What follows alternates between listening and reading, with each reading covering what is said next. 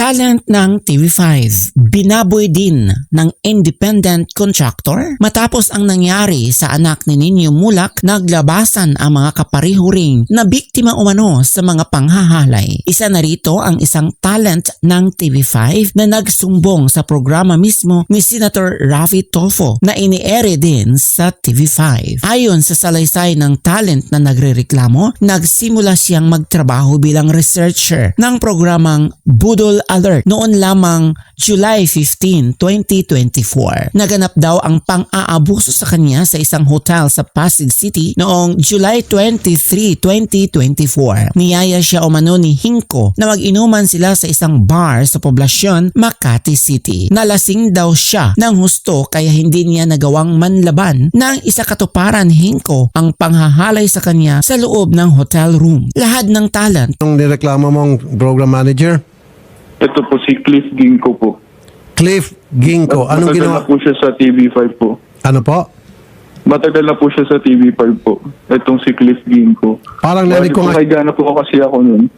Doon ko po naramdaman na may, nung natutulog na po kasi ako, meron, hinahawak-hawakan niya po yung ano ko.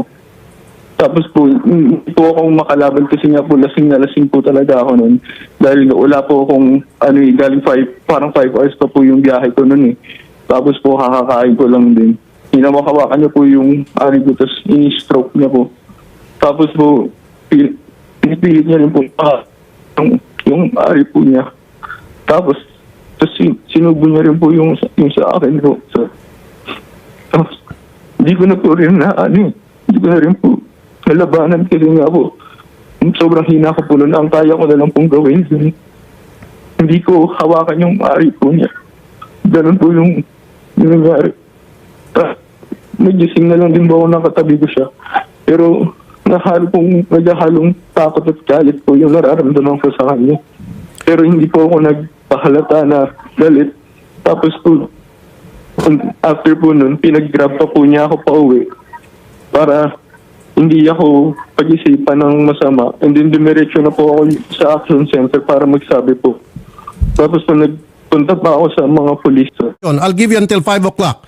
If this guy will not be suspended 5 o'clock, then magkikita-kita tayo sa Senado. I'm sorry. Nagbitaw ng salita si Senator Raffy Tulfo na iiwan niya ang kanyang programa sa TV5 kapag hindi kumilos at gumawa ng aksyon ang management tungkol sa reklamo ng 22-year-old talent and news researcher laban sa News and Public Affairs Program Manager na si Cliff Hinko. Galit na naglabas ng saloobin si Tulfo sa kanyang programang Wanted sa radyo nitong Biyernes ng hapon, August 9, 2024. Matapos marinig ang salaysay ng talent tungkol sa sexual abuse na nararanasan umano nito sa mga kamay ng TV5 Program Manager. Nanlomo si Tulfo nang malaman itong pinagbawalan ng management si Hinko na magsalita dahil naisa ng kunin ng broadcaster politician ang panig ni Hinko tungkol sa mabigat na paratang ng talent. Ako po'y nananawagan sa TV5. I'm sorry, ako po'y member ninyo dito sa TV5 because I have my own show sa TV5. Pero hindi ko po konsintihin kahit natanggalin nyo na ako sa show ko sa kapatid mo, Idol Raffy Tulfo, kahit nasibakin yung show na yan, I don't care. Ang gusto ko lang magkaroon ng hustisya itong complainant natin. Nagjo-duty pa rin si Cliff at nasa baba, ang kapal naman ang mukha nito. Nagjo-duty pa rin. Kasama nga na loob yung para kay talent. Nasa baba lang daw po ngayon. Pwede ba natin tawagan? Papakitin na si Cliff. Sabi mo kay Cliff, I'll be very fair. Pakisabi kay Cliff Ginko, really, kilala niya ako. Pero natatakot po kasi talaga ako kasi feeling ko, ang taas-taas niya dyan na... Ba't ka matakot sa kanya? Why? Anong reason? Binabantaan ka? Yung bang... Suspindi nyo muna itong si Cliff Ginko. Nasa baba lang daw po sir. Tinarayan pa nga kami. Sabi na, gusto na namin kausapin. Pumaray pa nga eh. Baka yes, naman... Senator, nakakasa po kayo na patas. Objective po yung... Kasi sir, kapag hindi nyo sinuspindi ito, magpapatawag ako ng hearing sa Senado. Trust me. So mamimili kayo. Suspend this guy or makita-kita tayong lahat sa Senado. Choose. We would like to... Opo, pag-ano po namin, babalikan po namin kayo sa mga susunod na action na... No, I want the answer by 5 o'clock. Kasi pag wala, by 5 o'clock, Garrett, mag-file ka ng resolution. I'll give you until 5 o'clock.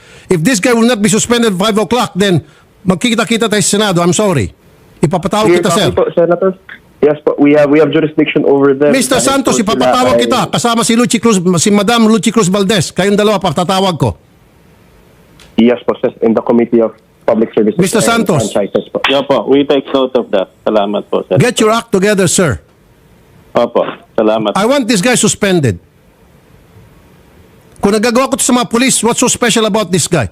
Kung nagagawa ko to sa mga sarhento, colonel, chairman, ba't di ko kayang gawin dito kay Cliff Ginko? Sana intindihan niyo, sir, ha?